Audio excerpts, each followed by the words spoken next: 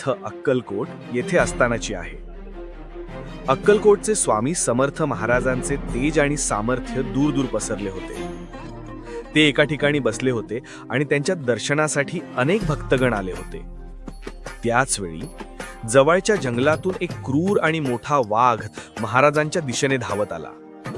वाघाला पाहून तिथे उपस्थित असलेल्या सगळ्या लोकांमध्ये भीतीचे वातावरण पसरले आणि लोक सैरावैरा पळू लागले. भक्तांना वाटले की आता हा वाघ स्वामींवर किंवा त्यांच्यावर हल्ला करेल. पण स्वामी समर्थ महाराज अगदी शांतपणे आणि स्थिरपणे जागेवर बसून होते. त्यांच्या चेहऱ्यावर भीतीचा लवलेशही नव्हता.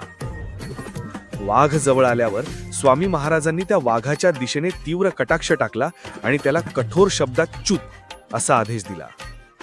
स्वामींचा तो आदेश ऐकताच आणि त्यांच्या तेजाने प्रभावित होऊन तो क्रूर वाघ जागेच थांबला.